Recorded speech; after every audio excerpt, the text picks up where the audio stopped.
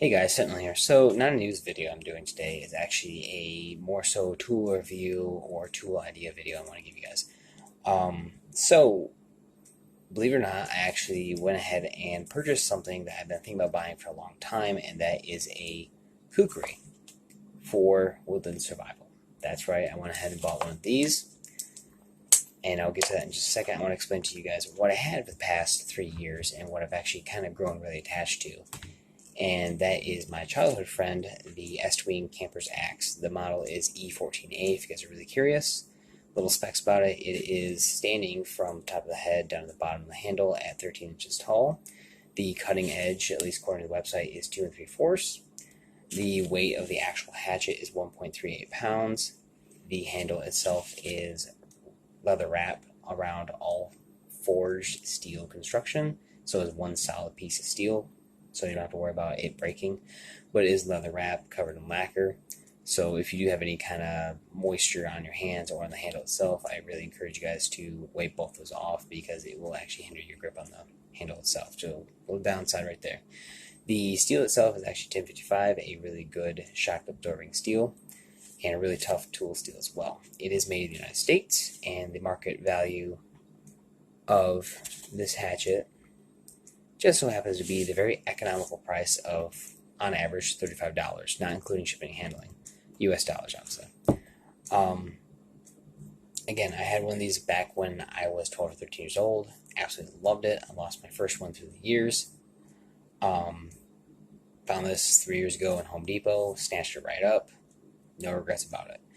However, though, over time, I kind of seen some kind of shortcomings of having a hatchet versus a, say, medium-sized axe, like a 16 to 18-inch axe. With this, it takes a lot more energy, it takes a lot more effort to cut down a multitude of trees. Definitely processing firewood while camping kind of sucks, because you don't really got a lot of leverage, and you got a lot of force, especially with a 13-inch hatchet. However, though, it does fit really nicely inside my get-home bag, so I really liked it, and the weight's not that bad. So, moving on to the kukri, though, because I know you guys are all curious about this, right? So, this is actually a real deal kukri. This is made by, probably going to slaw their name, so forgive me, the EGHK House, I believe it's called.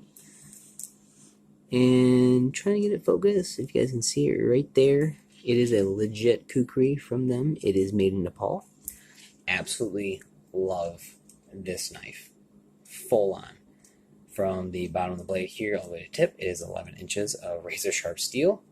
It is, as you guys can see, full tang, so it is all one piece construction. Love that in a survival knife. The spine itself is close to ½ inch. Not gonna lie, it's 10 millimeters thick. The handle itself is actually made out of rosewood. I don't know what rosewood is. I'm not a carpenter, but it does feel really nice. It is nice and smooth. They sanded it before they even shipped it, and they stained it, so it's really nice. And it does have this kind of nifty finger groove. Usually when I'm swinging to cut down trees, I usually have it like this and kind of leave the finger groove alone, but if I'm doing finer work, I kind of tend to choke up on the handle where that finger groove is, and I kind of whittle away sticks or whatever I'm doing with it, like that. Also, a quick note, there is a nice little hard spot of 90-degree steel right here. That's where I really like using the ferro rod. So, without further ado, because I don't want to bore you guys too much, the sheath right here itself is kind of mediocre. It's a decent sheath. Does got a little, I'm guessing, loop right here where you can stick like a 550 paracord through it, look like Rambo while you strap it to your hip. Speaking of strapping it to hip, though, and strings, the cheap string that came with it to connect it right here broke, literally sitting on my hip while I was doing the video. I was swinging my hatchet at a tree, and this thing kind of just boop and fell right off. I was like, oh, okay, cool. Good thing that wasn't like, an emergency situation or anything, but I used Gorilla Glue, good old Gorilla Glue, and I glued the crap out of it, so it's definitely not going anywhere. The leather on the sheath itself seems to be fake leather, which is fine, whatever. It does come with the two smaller blades. This one is the sharpener. I use that term loosely, and this is the utility knife. Now, I understand probably some kukri purists are going to murder me for saying that, but what I plan on doing with this is actually replacing the knife sharpener, if you will, with a diamond rod sharpener for the Kukri. And the smaller utility knife I'm probably going to replace with another ferro rod, just to kind of have a nice little survival package right here. So, without further ado, I'm going to play the video for you guys about my tests. There is, I believe, 4 tests it was. There is cutting down trees of practical size. By practical size, I mean trees that you would use to build a lean-to, for example. That's what I was aiming to do. I'm not going to go around cutting down like 6-inch trees all the way up to like a foot thick. I'm not going to do that. What the heck am I going to use that for? Firewood, maybe. However, though, practical-wise for shelter building, which was the main goal of the test, I use anywhere from 4 inches down below, probably 2 inches. That's going to where I'm going to max it out, just so there is some load-bearing weight on that wood. Along with that, there is stake pounding, because I like to build reflective walls for fires so the heat comes back towards you. And along with that, there is both the vertical log split and the horizontal log split as well. And finally, but not least, there is the feather sticks, and actually there's 5 tests, excuse me guys. And then the last test was the Ferro Rod Test. Which tool, per se, would be better for a survival situation? I'm not talking self-defense, because if with self-defense, hands down, Kukri. I would go for the Kukri for self-defense no matter what. But for a purely shelter building, fire making aspect, which tool would be better? Me personally, both are just as good. Both have their pros and cons, as you guys are going to see. Leave your comments down below in the comment section. I'd love to hear you guys' opinion as well. And please subscribe if you find this interesting. So you guys go ahead and watch that. Thanks for watching.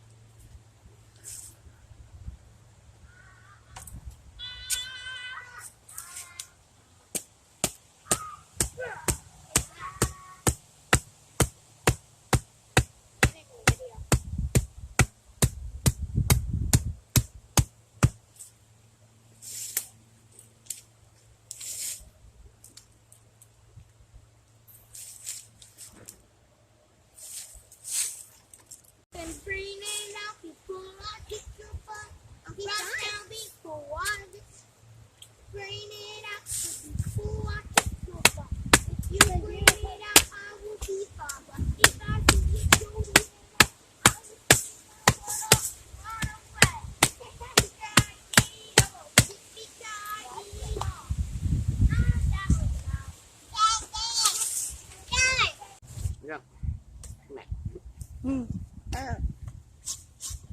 that's really cool. Actually, actually kind of like me. Oh, it looks like hair. Because really, it's not hair.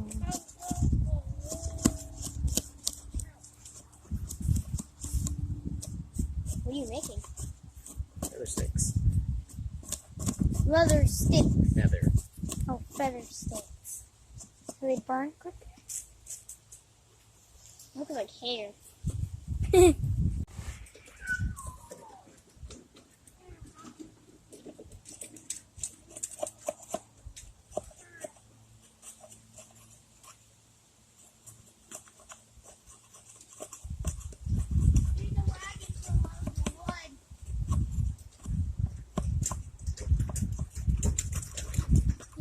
Okay, get out of the shot, please. Yeah, sure.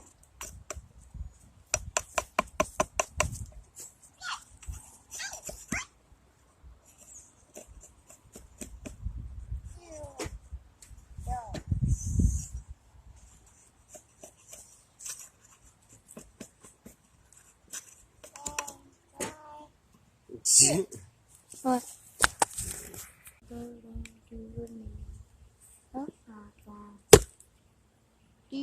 Do. What you have to smile.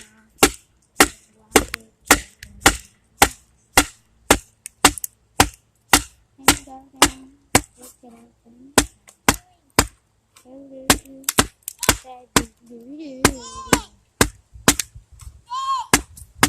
Look, now I made a heart. Hey, Dad, look what Luke found, a stick. A perfect size stick. Look, now I made a heart. Have to. Get back, Luke.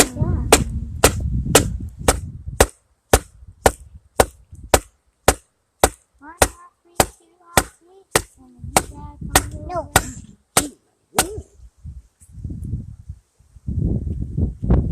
Look at that.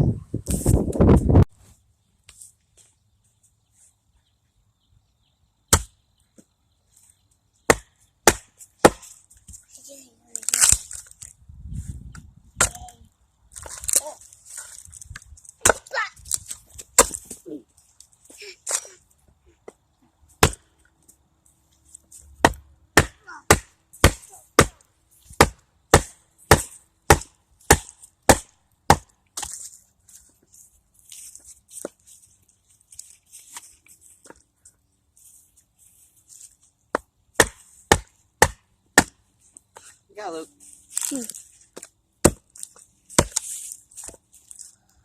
Whoa.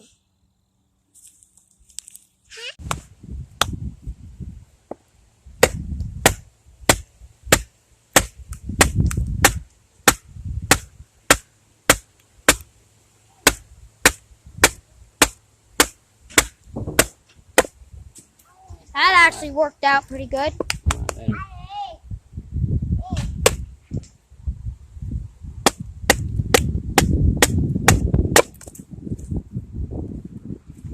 Now, what kind of knife is that thing?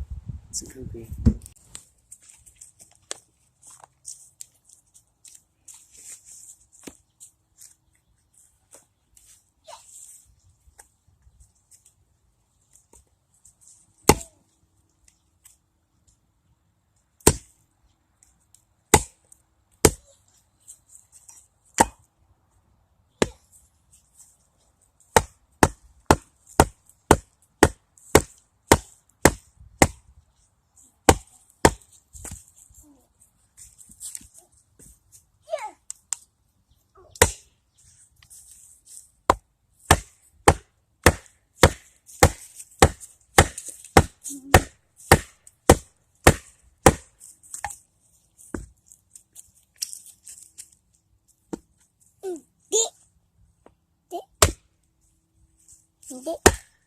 Why?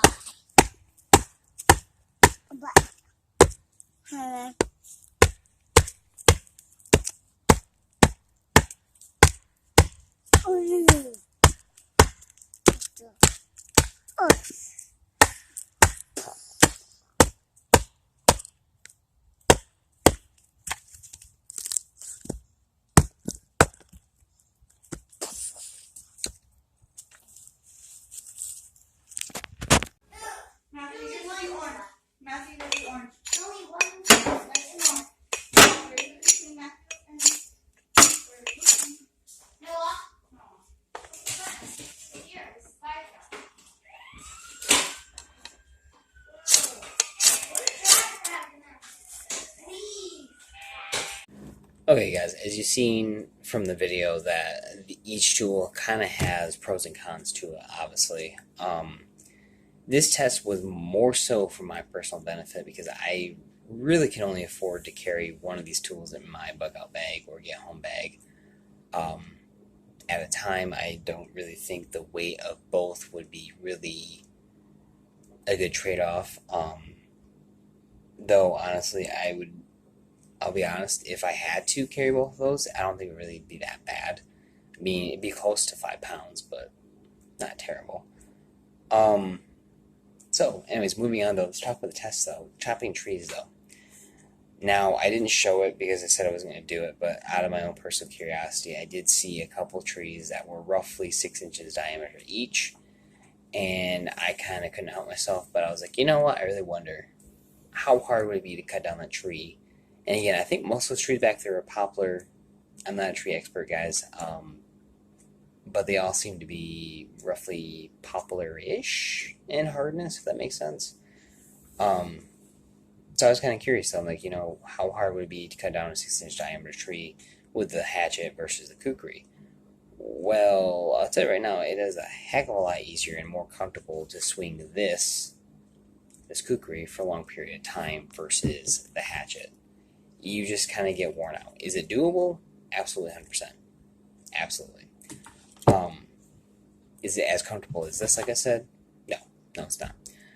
I find, honestly, in my opinion, chopping down trees for whatever the reasoning is in this test and scenario is more so for practical purposes of building a shelter. I wasn't really cutting down trees for firewood. I was more so cutting down trees for, at least scenario-wise, to build a lean-to, which 4 inches down to 2 inches is kind of the diameter tree I'm really looking for when I'm building my shelters, more so 3 to 2 inches. Why? Because you still have some integrity and load-bearing strength for that log to have, so you can actually build upon it.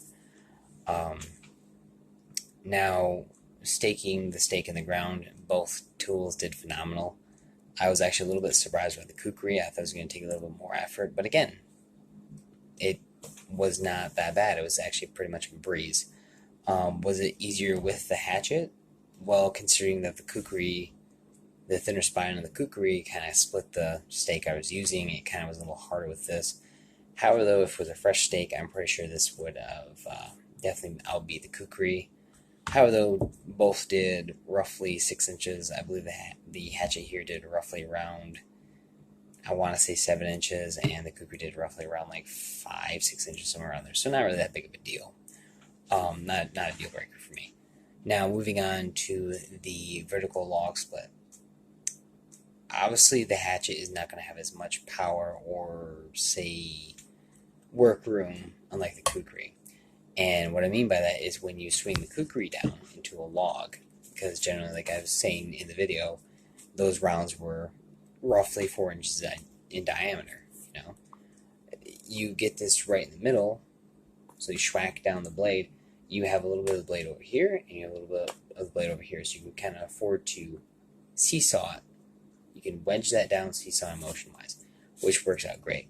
However, though, when you sink the hatchet in a vertical chop, as soon as this hammer head goes down, or this hammer portion goes down, you now have to start beating on the neck, which can be good and bad. I'm not going to lie, I actually had an estwing hatchet with axe with my brothers. During the winter, I was cutting firewood. It actually broke on me. I was dumbfounded. Mind you, it was like negative 20, 25 with a wind chill, and that axe has been abused like a crazy man. So, take it for what you want.